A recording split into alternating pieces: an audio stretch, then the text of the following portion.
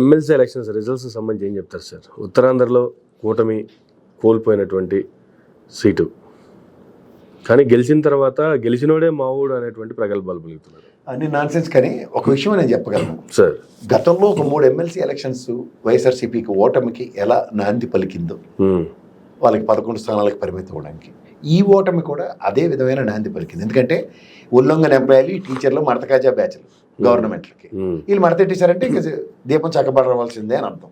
Okay, వాళ్ళకి కావాల్సిన పిఆర్సీలు, టీఏడిఏలు, next ఏదో అంటారు చూడండి, పెన్షన్ గ్రాట్యుటీల మీద వేసే గేములు ఇలా ట్రాప్లో పడలేదు.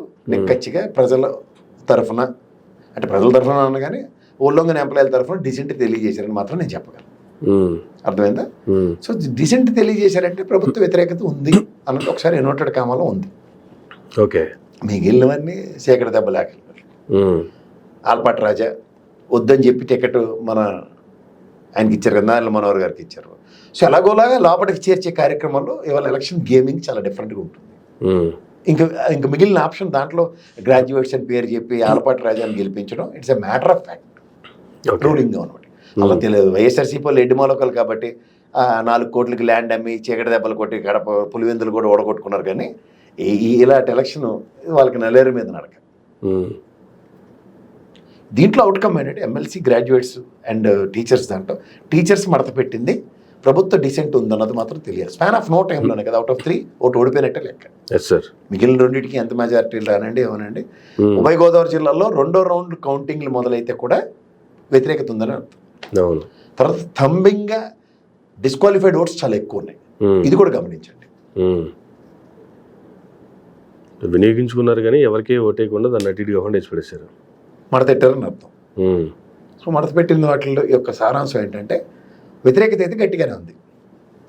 ఓకే, దాన్ని కప్పిపుచ్చుకోవడానికి గెలుపు అనే పదంతో దాన్ని ముడిపెడితే అరగంట ఇంకా రేపటికి ఫుల్ ప్లెడ్జ్డ్ వస్తాయి 2 రాష్ట్రాలు, అప్పుడు మాట్లాడవచ్చు. ప్రజెంట్ అయితే గెలిచిన ఏదైతే ఓడిన కూటమికి సంబంధించింది ఏదైతే క్లెయిమ్ చేసుకోవడం అని అటర్ నాన్ సెన్స్. కానీ రవివర్మ గారు ఎవరి తరఫున నిలబడ్డారో ఏటో అందరికీ తెలుసు, ఆయన ఓటమి. So that it self is a clear indication that ప్రజా వ్యతిరేకత ఉంది. లాస్ట్ టైం ఎమ్మెల్సీ కూడా దగ్గర 111 స్థానాలు ప్రభావితం చేసిన అవసరం అది. వాళ్ళు అలాగే ఇగ్నోరెన్స్ ఇస్ డెత్ అన్నట్టు వాళ్ళు సాగుకు తెచ్చుకున్నారు. ఇది అదే ఇండికేషన్. ఇది ఇంకా ఇలా అదృష్టం ఏంటంటే 4 ఏళ్ళ ముందు అలర్ట్ వచ్చింది, చూడాలి. ఈ అలర్ట్ని కూటమి తీసుకునే అవకాశం ఉందంటారా? కూటమి అలర్ట్ని అలర్ట్గా తీసుకునే అవకాశం తీసుకుంటే మంచిది, తీసుకోకపోతే ఇది ఖచ్చితంగా ఒక ఇండికేటర్. ఓకే, అన్నం ఉడికిందో లేదో మూత తీసి మొదట మెతుకు పట్టుకున్నప్పుడు ఇంకా ఉడకలేదని మూత పెట్టినట్టే ఇది ఉడకలేదు అన్నది తెలియదు. అంతకన్నా ఇంకెళ్ళలేదు. సో అసెంబ్లీలో నిన్న అచ్చెన్నాయుడు గారు కూడా చాలా మండలికి వచ్చి చాలా గట్టిగా చెప్తున్నారు, పథకాలు అయితే చాలా ఇచ్చాము, ఇద్దామనే అధికారంలోకి వచ్చాము, పథకాలు ఇచ్చాము, అధికారంలోకి వచ్చాము, కానీ వచ్చి చూస్తే మొత్తం అంతా విధ్వంసం అయిపోయింది, ఏమీ చేసే పరిస్థితి లేదు అని. గతంలో చంద్రబాబు నాయుడు గారు అవుట్ ఆఫ్ ద అసెంబ్లీ చెప్పారు, ఇప్పుడైనా మండలిలో చెప్పుకొచ్చారు. సింపుల్ అండి, వాళ్ళకి ఏంటంటే జరుగుబాటుకి. ఇప్పుడు నిన్న చూడండి ప్రవచనాలు చెప్తుండే పెట్రోల్ బంక్ ఛానల్లో చాలా క్లియర్గా చెప్తుండే పార్టీ సమావేశంలో ఆ పాటు ఎంతూజియాజం క్రియేట్ చేయడానికి, వాళ్ళు ఎంతో క్రియేట్ అవ్వడానికి అలా మాట్లాడితే తప్పేయడం దబాయింపు దూడడం స్టార్ట్ అయింది. కానీ ఆయన గౌరవప్రదమైన ముఖ్యమంత్రి స్థానంలో ఉన్నారు. ఆయన అలా మాట్లాడొచ్చా అన్న ఇండికేటర్ లేదు వాళ్ళ దగ్గర. ఆ ఇండికేటర్ లేనప్పుడు ఏమవుతుందంటే అలారం బెల్లం మీకు ఎప్పుడైతే లేదో నదీ ప్రవాహంలో ప్రవహిస్తూనే ఉంటుంది ఆ ప్రవచనాలు. వాళ్ళకి ఏంటంటే వెనక ధైర్యం ఏంటంటే మీడియా ఉంది. మీడియా ఏదైనా బొంబాటు చేయగలదు, ఏదైనా కన్విన్స్ చేయగలదు అన్న ధోరణిలో వాళ్ళు ఉన్నప్పుడు మీరు నేను ఏం చేయలేము. రెండోది ఏంటంటే అసెంబ్లీ వేదికగా ఎంతసేపు వాళ్ళ టార్గెట్ ఏంటంటే ఇప్పుడు 100 కోట్లు పెట్టి వెళ్ళిన యనమల రామకృష్ణ గారు ప్రభుత్వం దిగిపోయే టైంకి తర్వాత 2.5 సంవత్సరాల బడ్జెట్ని కరోనా టైంలో లేకపోయిన తర్వాత కూడా ఉన్న దాంట్లో సంవత్సరాల బడ్జెట్ ప్రజలకు ఎలా సంక్షేమం చేయగలిగారు దాని మీద ఎవరు డిబేట్ చేయట్లేదు. సో కరోనా మర్చిపోయారు, సంక్షేమం చేసింది మర్చిపోయారు. వీళ్ళు ఆ రాక్షస పాలన, సైకో పాలన, డబ్బులన్నీ దోచేసాడు, మైనింగ్లు గీనింగ్లు అని ఎన్నిసార్లు డేటాలు చెప్పాం. వీళ్ళకి కంపారిజన్ చెప్పి ఇసుకొచ్చింది.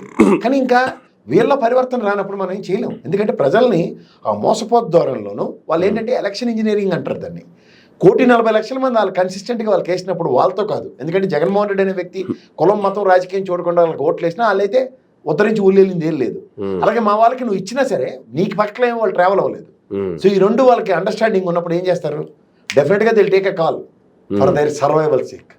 ఓకే, నాతో పాటు నలుగురు బతకాలన్న కాన్సెప్ట్, నేను ఒక్కనే బతకాలన్న కాన్సెప్ట్ చాలా డిఫరెంట్గా ఉంటుంది. ఉమ్, నేనే అన్న కాన్సెప్ట్ ఎప్పుడు చంద్రబాబు గారు మాడుతుంటారు. నేనే హైటెక్ సిటీ కట్టాను, ఉమ్, నేనే సైబర్ సిటీ కట్టాను, నేనే హైదరాబాద్ని అద్భుతం చేశాను, నేనే అన్న మాట మాట్లాడతారు ఆయన. yes sir. నాతో పాటు నలుగురు అన్న కాన్సెప్ట్ ఎరుమాలో కొల్ల జగన్మోహన్ రెడ్డి మాట్లాడుకుంటే ఏం చేస్తాం? ఉమ్, నా కులం చూడడం, మతం చూడడం, రాజకీయం చూడడం, నా దళితులు, నా ఎస్సీలు, నా బీసీలు అనుకుంటే ఏమైంది? yes sir. వాళ్ళే తిరిగి యువతల పెత్తందారులకి పెట్టుబడిదారులకి మధ్యన యుద్ధం అన్నాడు. ఆ యుద్ధంలో కూడా సమితి చేసింది ఆయన్నే కదా. ఉమ్, ఇవన్నీ తెలిసి కూడా మనం దాని మీద ఏంటంటే తప్పు రైటు అన్నది అనవసరం. When they are focusing on their own vote bank, when they are confining to their own territory, ఆ టెరిటరీలోంచి బయటికి రారు వాళ్ళు. కోపస్థమండో కల్లా అక్కడే ఉండి యుద్ధం చేస్తున్నారు. దాంట్లోనే గెలిపోవటం శాసించుకోగలుగుతున్నారు. దీంట్లోంచి మనం లెసన్స్ నేర్చుకోవాలి, అంతకని ఇంకెళ్ళి. ఓకే. సో రేపు మరలా జగన్మోహన్ రెడ్డి గారు ప్రెస్ మీట్ అంటున్నారు బడ్జెట్కి సంబంధించి, మొన్న పెట్టిన బడ్జెట్ దాని మీద వీళ్ళైతే అప్పులు ఎంత చేశారు, ఎంత వీళ్ళు వచ్చిన తర్వాత ఈ 9 నెలలు ఎంత చేశారు అనే క్లారిటీ కూడా సరిగ్గా ఇవ్వకుండానే బడ్జెట్ మమ్మ అనిపించారు. దీనికి రేపు ఆయన క్లారిటీ ఇచ్చే అవకాశం ఉందంటారా? ఆబ్వియస్లీ ఉంటుంది, ఎందుకంటే బొంబార్డ్ చేస్తున్నారు, బుల్డోస్ చేస్తున్నారు. నేను ఆన్గోయింగ్ ప్రాజెక్ట్స్, కడప విషయం, వెలుగొండ విషయం, ఇవన్నీ వాళ్ళు గెలిచిన అవుట్ ఆఫ్ లెవెల్లో ముగ్గురు వీళ్ళే ఉన్నారు. జగన్మోహన్ రెడ్డి గారు ఉన్నారు, చంద్రశేఖర్ ఉన్నారు, అండ్ శివప్రసాద్ గారు. Yes sir. సో డెఫినెట్గా వీళ్ళ వాయిస్ ఆన్ బిహాఫ్ దెమ్ డెఫినెట్గా అవుట్ ఆఫ్ ద బడ్జెట్ వినిపిస్తారు. నేను ఏదో ప్రశ్న అడిగితే దానికి సమాధానం వస్తే ఇంట్లో టీవీలు పగిలిపోతాయని అవహేళనగా మాట్లాడడం కాదు కదా. అవహేళనగా మాట్లాడినా దానికి ఎంత ప్యారటైజేషన్ ఇచ్చారన్నది వాస్తవం కావాలా. తప్పించుకున్నవాడు ధన్యుడి సుమతి అని సుమతి శతకాలు చదువుకున్నంత మాత్రాన, కాలక్షేపం కార్యక్రమానికి తెరలేపినంత మాత్రాన పుణ్యకాలం గడిచిపోతుంది. తర్వాత కాగల కార్యాలు గంధర్వులు చేర్చినట్టు ఉంటుంది, అంతకన్నా ఇంకెళ్ళి. Okay, let's cross fingers for the best press meet.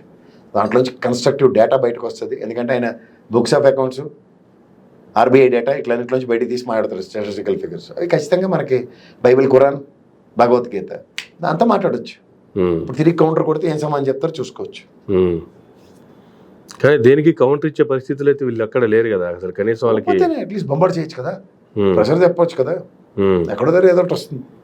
Okay, right sir. Thank you sir, thank you very much అండి. ఇదండి ప్రసాద్ గారు తినట్టు ఇంటర్వ్యూ. మరొక ఇంటర్వ్యూలో మళ్ళీ కలుద్దాం. చూస్తున్నానండి మేరా మీడియా.